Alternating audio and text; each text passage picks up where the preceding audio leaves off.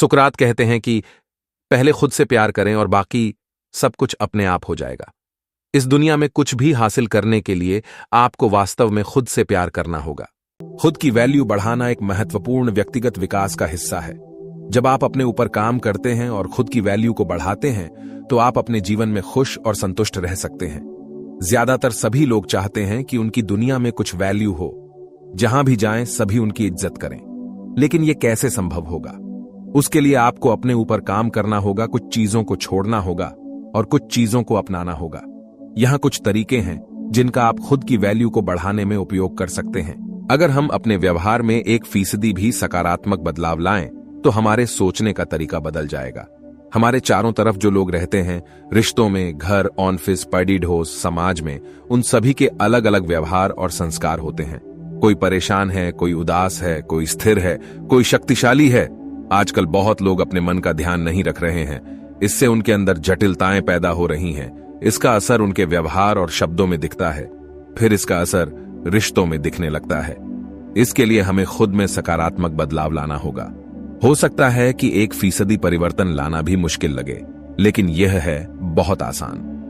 बस ध्यान ये रखना है कि लोग हमारे साथ कैसा भी व्यवहार करें, वो उनके मन की स्थिति है। यदि हम अपने व्यवहार में 1% भी सकारात्मक बदलाव लाएं, तो हमारा सोचने का तरीका बदल जाएगा। अगर हम सोच तुरंत नहीं बदल पा रहे हैं, तो हम सिर्फ व्यवहार को बदल लेते हैं, बात करने का तरीका बदल लेते हैं। वे आपसे अलग अलग तरह से व्यवहार करेंगे। कभी प्यार से बात करेंगे, कभी चिल्ला देंगे, कभी नजरअंदाज करेंगे, कभी आपके बारे में गलत बात फैला देंगे। ये उनकी शख्सियत है। उनके अंदर इतना उतार चढ़ाव आ रहा है। उन्हें अपना ध्यान रखना होगा, लेकिन मुझे अपना ध्यान ऐसे रखना है कि मेरे अंदर उनके उतार चढ़ाव का कोई असर ना हो। उनके मन की जो स्थिति है, उनके वाइब्रेशन अपने तक नहीं पहुंचने दें। हमें 1% बदलाव करना है, क्योंकि ये वाइब्रेशन उनके हैं। अगर मैंने ध्यान नहीं रखा तो ये मुझे 1% नीचे ले आएगा, यानी नकारात्मक बना देगा। उनके व्यवहार के अनुसार हमें अपना व्यवहार नहीं बदलना है। हम हर एक के व्यवहार के हिसाब से खुद को क्यों बदल रहे हैं? हम कहते हैं, उन्होंने ऐसा किया तो मैं क्यों उनसे अच्छे से बात करूं? अगर मैं उनका व्यवहार देखकर अपने अंदर बदलाव लाऊं तो मैं 1% नीचे हो गई। लोगों के व्यवहार से 1% डाउन होते होते 365 दिनों में मैं बहुत डाउन हो जाऊंगी। हम सभी एक शक्तिशाली आत्मा हैं, शांत, खुश, पवित्र आत्मा हैं। हमें सिर्फ इस इमोशनल इन्फेक्शन से खुद को बचाना है। तो आज से हम एक छोटी सी चीज शुरू करते हैं। हमारे शब्द, हमारे व्यवहार और बहुत जल्दी हमारी सोच भी बिल्कुल समान रहेगी। हमारा व्यवहार उनके व्यवहार से बदलेगा नहीं। जैसे हम उत्पादों के लिए कहते हैं, न कि इसकी गारंटी है, ऐसे ही अपनी गारंटी लें। हमारा व्यवहार, हमारे शब्द हमेशा 1% ऊपर ही जाते रहेंगे। बाहर के भावनात्मक संक्रमण का प्रभाव नहीं पड़ेगा। यह छोटी सी बात आपके अंदर महान परिवर्तन लाएगी। आत्मा की शक्ति संभालना है, बचाना और बढ़ाते जाना है। दूसरा, कभी भी हम लोगों से किसी और के बारे में नेगेटिव बात नहीं करेंगे। हमारे पास अपनी ही कमजोरियां बहुत हैं खत्म करने के लिए। हमें अपना संक्रमण ठीक करना है। हम दूसरों की कमजोरी के बारे में सोचते रहते हैं, फिर दूसरों को सुनाते हैं, फिर दूसरों से सुनते हैं। दूसरे की कमजोरी के बारे में सोचना, बोलना और सुनना हमारी स्थिति को नीचे लाता है। मुझे किसी की कमजोरी, किसी की आदत, किसी के गलत संस्कारों की चर्चा नहीं करनी है। मुझे वातावरण को दूषित नहीं करना है। बस छोटी छोटी 2 बातें याद रख लेते हैं। एक, हम किसी के भी व्यवहार से अपने व्यवहार को नहीं बदलेंगे। दूसरा, हम किसी की भी कमजोरी को न सुनेंगे और न सुनाएंगे। आजकल हम सोशल मीडिया प्लेटफॉर्म पर पर्सनल चैट में बहुत कुछ लिखते रहते हैं, लोगों के बारे में कमेंट्स करते रहते हैं। अच्छा है, लिखना चाहिए, लेकिन कैसा लिखना चाहिए? उन्हें दुआएं दीजिए। फीडबैक भी देना है तो भाषा शुद्ध और पॉजिटिव होनी चाहिए। हमारा हर शब्द जो हम बोल रहे हैं, जो लिख रहे हैं, वो हमारी ऊर्जा को या तो ऊपर लेकर जाएगा या नीचे। हम कैसा व्यवहार करते हैं, कैसा बोलते हैं, कैसा सुनते हैं और लोगों के बारे में क्या लिख रहे हैं, जितना हम इन छोटी छोटी बातों का ध्यान रखेंगे, हमारी मन की स्थिति उतनी शक्तिशाली हो जाएगी। फिर जीवन में हम बहुत शांत और स्थिर रहेंगे। अगर हमने इन बातों का ध्यान रख लिया तो यह समय अच्छा हो जाएगा, सिर्फ हमारे लिए नहीं बल्कि हमारे आसपास सबके लिए। गुस्से से दूर रहें। अगर कभी गुस्सा आए तो उस वक्त थोड़ी देर के लिए बिल्कुल शांत रहने की कोशिश करें। इससे आपके मस्तिष्क तक शांत रहने का संदेश जाएगा और नर्वस सिस्टम सामान्य ढंग से काम करने लगेगा। अगर आपको बहुत ज्यादा गुस्सा आता है तो अपने लिए एक एंगर मैनेजमेंट डायरी बनाएं, जिसमें रोजाना रात को सोने से पहले यह नोट करें कि आज आपको कितनी बार और किस वजह से गुस्सा आया और उसे रोकने के लिए आपने क्या कोशिश की। यह डायरी आपके गुस्से पर नियंत्रण रखने में बहुत मददगार साबित होगी। गुस्सा आने पर ठंडा पानी पीने का पुराना फॉर्मूला अपनाएं।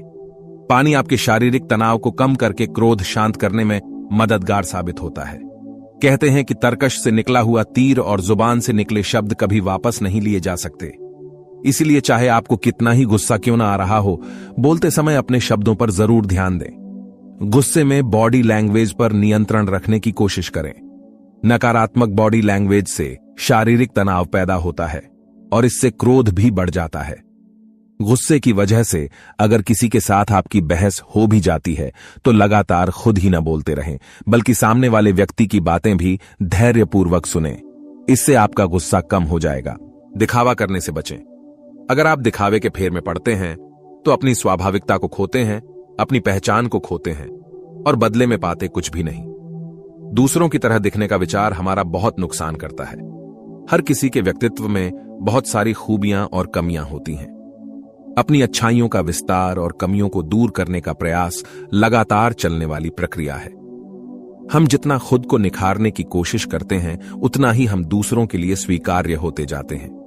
लेकिन दूसरों की नजर में अच्छा बनने के लिए झूठा दिखावा करना आपका नुकसान करता है। इस दिखावे की आपको बड़ी कीमत चुकाना पड़ सकती है। ऐसे दिखावे के संभावित खतरों को जान लेना जरूरी है ताकि आप दिखावे के फेर से बचे रहें। जब हम दूसरों की तरह होने का दिखावा करते हैं तो हमसे उसी की तरह परिणामों की अपेक्षा की जाती है, और चूंकि हम में नैसर्गिक रूप से वे गुण नहीं हैं, तो हम कभी भी असफल हो सकते हैं। मिसाल के तौर, आप दूसरों की लिखी सामग्री की नकल से खुद को लेखक के तौर पर व्यक्त करते रहे हैं, लेकिन जब असल चुनौती आपके सामने आएगी तो आप बिखर सकते हैं या असफल हो सकते हैं। दूसरों का मजाक ना उड़ाए एक प्रसिद्ध हिंदी मुहावरा है, जिसका अर्थ होता है कि हमें दूसरों के खिलौनों या किसी व्यक्ति की दुर्बलता, गलती या किसी दुखद परिस्थिति पर मजाक नहीं उड़ाना चाहिए। यह एक संवेदनशीलता, समझदारी और आदर का प्रतीक है जो हमें दूसरों की भावनाओं और मानसिकता का सम्मान करने की सलाह देता है। अक्सर लोग मजाक में किसी की अशुभ परिस्थिति, दुर्बलता या गलती का इस्तेमाल करते हैं ताकि वे खुद को मजाक में दिखा सकें या दूसरों के सामने बड़े दिख सकें। लेकिन इससे व्यक्ति की स्वाभाविकता और आत्मसम्मान पर बुरा असर पड़ता है और यह उनकी भावनाओं को ठेस पहुंचा सकता है।